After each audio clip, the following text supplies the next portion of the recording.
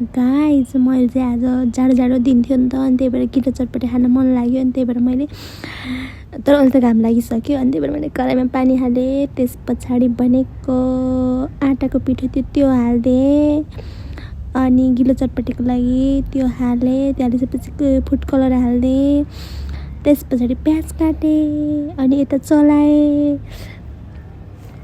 त्यस पछाडि बनेको कागती पनि काटेँ होइन। अनि कागती काट्दै गर्दाखेरि उता पाकिरहेको थियो कलरहरू, अनि पाकिसक्यो। मैले झिकेँ, अनि मैले एउटा बोलमा के भन्छ अरे त्यो हालेँ होइन। अनि तिलको धुलो हालेँ, के हाल्दै हाल्नुभयो, अनि चाउचाउ हाल्दै, अनि त्यस पछाडि चाउचाउको मसला हालेँ। अनि त्यस पछाडि करेन्टको मसला पनि थियो त्यो पनि हाल्दै होइन। अनि त्यस पछाडि अघि काटेको कागती हाल्दै, अनि भुजा हालेँ माथिबाट। अनि त्यो कलर झिकेको थियो नि त गिलो, त्यो पनि हालिसके पछाडि मोले, ओ माई गड होइन, मोल्दै कस्तो खाउँ लाग्यो। त्यस पछाडि रेडी भयो। खासै धेरै त मैले हाल्ने चिज त हालिनँ, तर पनि सादा भए पनि मिठो भएको थियो। अनि मैले टेस्ट गरेँ, अनि हातमा लिएँ, त्यही भएर अनि बसेर खाएँ।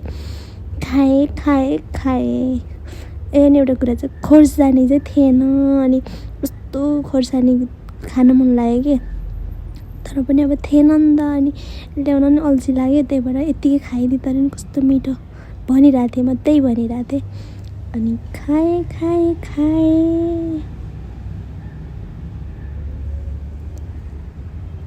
खाँदैछु होइन। खाइ नै रहेको छु। कस्तो मिठो भएको थियो। अनि मेरो यता चिलाउँछ पनि कि फेरि आँखातिर बेला अनि हात राखेर खानु हुँदैन भन्ने सुनेको थिएँ, हात झिकेँ। त्यस पछाडि फेरि खाएँ। अनि अगाउँदै गएपछि चाहिँ कस्तो हुँदो रहेछ भने यता बटारी नै उता बटारी नै हुँदो रहेछ, तर पनि खाएर त